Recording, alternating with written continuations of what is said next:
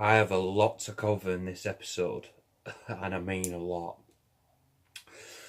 First of all, like always, let me get the background information. Surprisingly enough, there wasn't an incredible amount that I discovered for myself, and the reason that being is because I knew quite a lot of the background information in this episode anyway, because out of all the episodes of Doctor Who, particularly season 1, I am a huge fan of this episode. But let's just get things right off the bat in just saying here that, ironically, and I think that's the theme of this episode all round, the word irony, is this was written by Robert Sheeman, and this is the only episode he ever wrote for Doctor Who on the television medium, on the TV format. The reason why I use the word irony, is because of the plain and simple fact that I believe that this is the best portrayal of the Daleks since Doctor Who came back up to our screens. And there's only one Dalek in the entire episode. Also, I think it's worth mentioning as well is I don't think a lot of people realise how close we were to not getting the Daleks back. Basically, what they had to do in order to get Doctor Who back up and running when it was coming back in 2005, obviously for understandable reasons, they wanted the Daleks to come back. Now, that being said, they had to obtain the Terry Nation's estate. For those who are not in the know, it was Terry Nation who created the Daleks, so it was his creative right at the time whenever people wanted to use the Daleks, they had to get his AOK, his permission. Terry Nation's dead. Was no longer with us then. So they fought a long, hard battle in getting the Daleks back. Thankfully they did, but I cannot stress enough that we very nearly never got the Daleks back. So that being said, how could you bring back a race of people, or a foe or enemy, when television, last time we saw the Daleks, without getting too carried away, was actually in an episode called Remembrance of the Daleks in 1988. So that's 15, 16 years.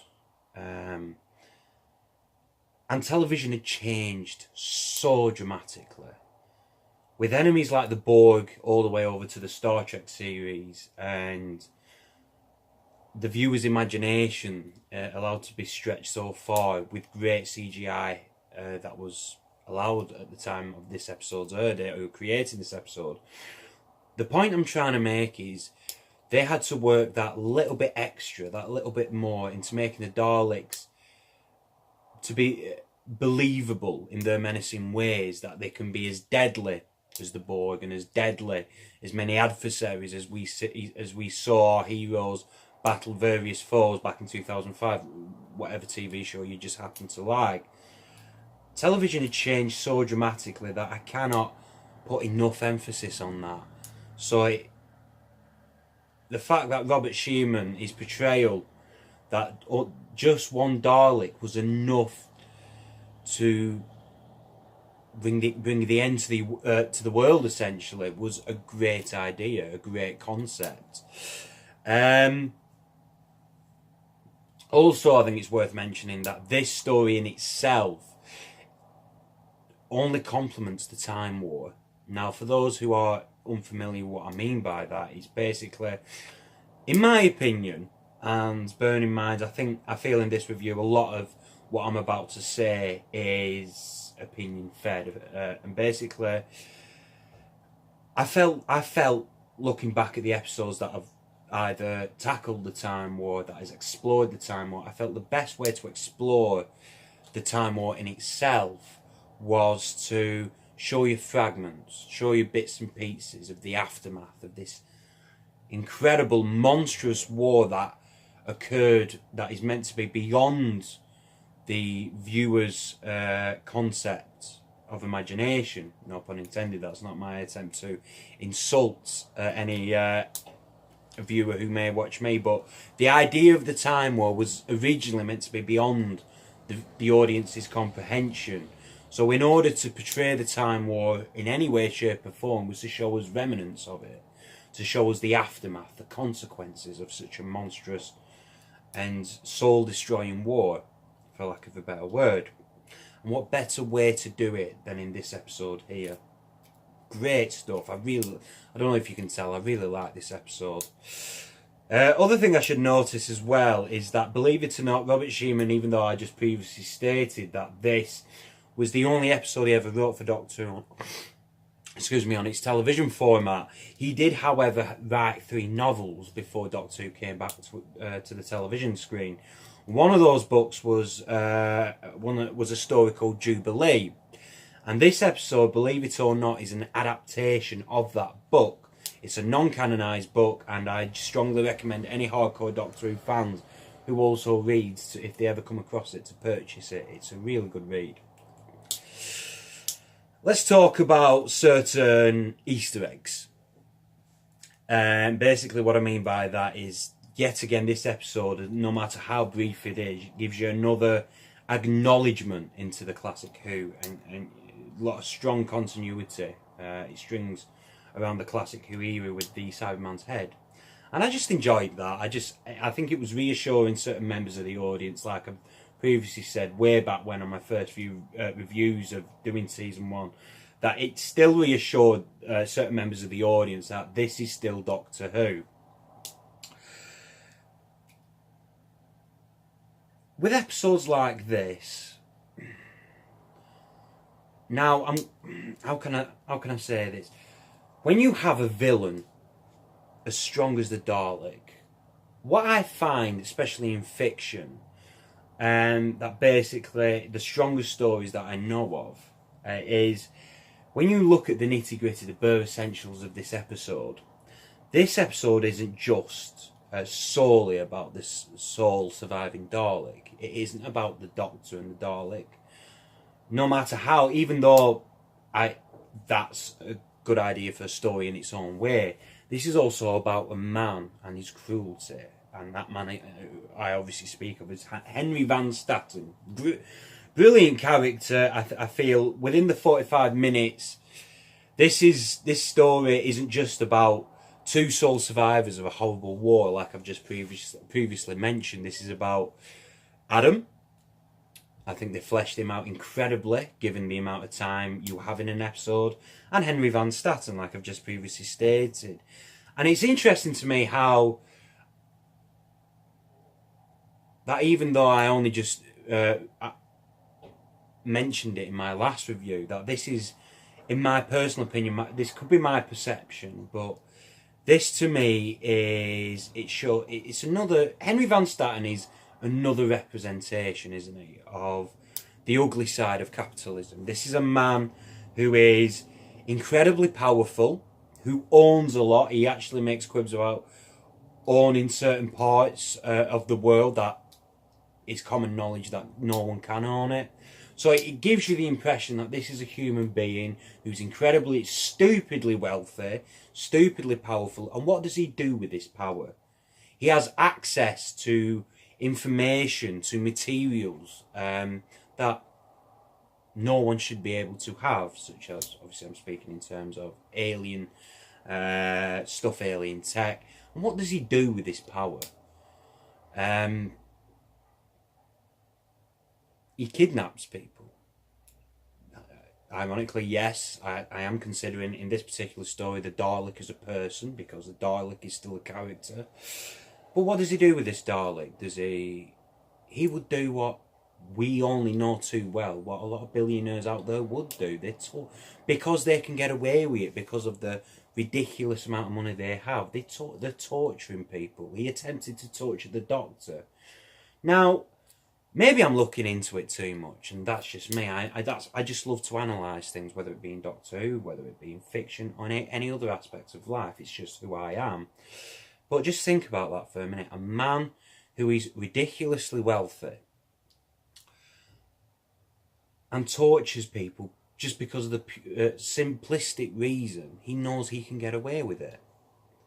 Now, you can't tell me, or any other person who might be watching this cannot tell me for 1 minute that there would not be people out there that would do that if this was a real life situation. You can't tell me that. You know that people would act and behave in a very similar way Henry Van Staten did. And like I've just previously said, I think he's another brilliant representation of, again, the ugly side of capitalism, what money tends to do to people in the way they behave. And it's just another prime example of cruelty. So I think it was brilliant how they portrayed that. Props to the actor who portrayed Henry Van Staten anyway. Now let's talk in an in-character perspective. First of all, the Doctor's scene with the Dalek, when he realises who Henry Van Staten actually has in his basement, for lack of a better word, in his vault. I think, though correct me if I'm wrong, this is actually the first scene ever at this point in time, and that's including all the classic Who episodes, we see the Doctor completely without mercy, completely without pity. You look at his facial expressions, Christopher Eccleston just wins this episode. He just astounds me, week in, week out. He's not, as I've put in my reviewing head on, as I've been watching these episodes, knowing I'm doing these type of videos, Christopher Eccleston genuinely does not cease to amaze me. And the reason why I'm saying it in that manner is because of a particular matter. I'll get to at a later date. But that being said, his portrayal of the Doctor, this is a man who I have never seen without any form of compassion before or since. But when he realises that it's actually a Dalek in the vault, he wants to kill it. He wants to hurt this Dalek. And it comes to show that, and makes you contemplate, makes you wonder as a viewer, how much pain must you have done to the Doctor to make him retaliate in this manner. I think it's a brilliant scene. Every time, I mean, this episode has always been a certain favourite of mine. I'm making no secret of this. But every time, even just now, I mean, I just literally watched this episode before I did this review, and hers is still standing on my neck because of that scene. And there's also, I love the theme of that these are the last two relics of a war that's long forgotten. And it's almost, there's an undertone of the Doctor almost bonding with the Dalek, even though the primary function of that scene is obviously showing the Doctor's hatred. They have no choice but to bond, because out of all the characters in this episode, only them two can understand the other in terms of what they both went through, or specifically speaking of the Doctor, what he went through in the war. I just think the dynamic is fascinating. Speaking as a fan, speaking as a reviewer, and speaking as a writer, this episode has never failed to blow me away. It just hasn't. And there's a bizarre irony of, this is the one episode that Rosie's compassion really does shine through. We've seen glimpses of her compassion in the previous episode. Now, I'm not dismissing that, but I feel this is the episode we actually see her showing sympathy to someone else who she is completely aware of their situation and she wants to help them. And how bizarre is that this is the one episode where the Doctor has no pity for this creature, the Dalek. It's also interesting to me that how much character development, I keep using those two words, and with good reason, how much character development there is for the Dalek, how he or it, I don't think they have a designated gender, how this creature manipulated, successfully manipulated Rose, and it was just toying with her emotions, because he was after, he had an ulterior motive, and how he played Rose was quite spectacular, to say the least.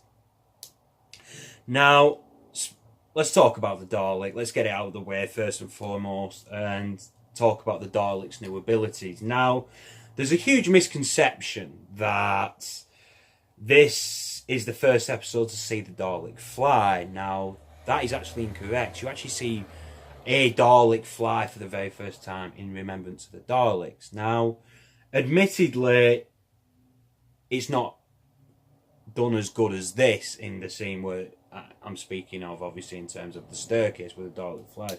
Now, admittedly, it's not as good as it is in this episode, but you do see the Dalek fly. Feel free to look up Remembrance of the Daleks. It is on YouTube where you see the Dalek fly for the first time. It is a lot more tatty, but please put into consideration there's a 16, 17 year gap between the two episodes. Now, even though I've touched upon it before, the portrayal of just one Dalek and how this episode successfully made it look menacing. This Dalek killed, I think it was, 200 people. And you know for a fact, as a viewer, it would have potentially killed a lot more. I mean, basically we're talking in terms of, the Doctor says, quoting a particular scene when he's talking with Van Statten, Salt Lake City, population 1 million, they're all dead. And it shows how potentially how menacing just one Dalek can be. And I think the Daleks needed this episode, strictly speaking, in character and out of character, because the Daleks needed to be reassured to the audience that this is a menacing foe. You see a Dalek, they are not going to be reasonable with you. They are just going to kill you there and then. And that in its own way is completely terrifying. That they're not going to reason with you, not going to be willing to talk to you. They're just going to kill you as soon as they see you. And I don't think in either Doctor Who or in any other form of fiction I have ever seen a villain for the hero to fight in to be that single-minded, that cruel, and that unreasonable like the Daleks. There is no other villain truly out there. There are similarities. There are very what you would call Deus Ex Machina villains. For those who don't know the meaning of that terminology, please look it up. But to be brutally honest with you, it's my personal opinion, and I feel that they don't come close to the Daleks. These tin pot robots with a plunger and an egg whisk as arms, as an eye stalk to see, they don't even have that spectacular vision. But they are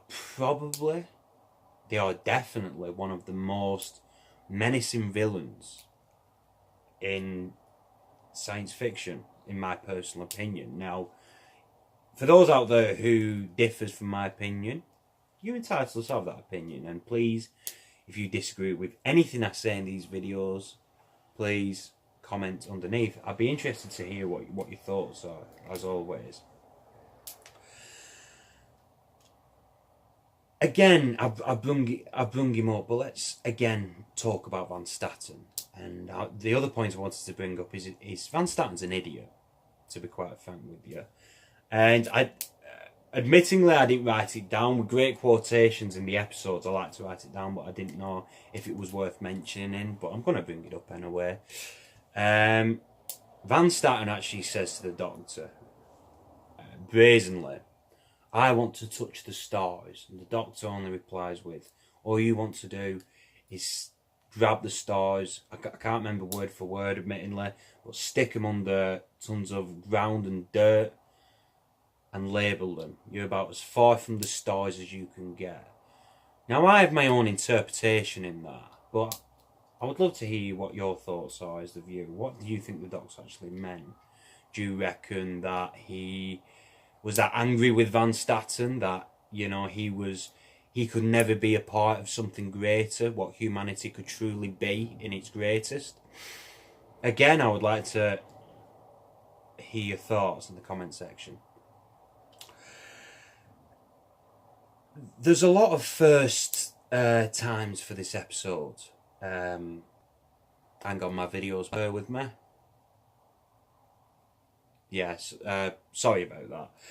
Admittingly, that this is the first time that the Doctor has used guns in the past, but this is the first time the Doctor is enthusiastic about using a gun. Look at that scene again where he grabs the gun from Adam, and his keenness to kill a Dalek.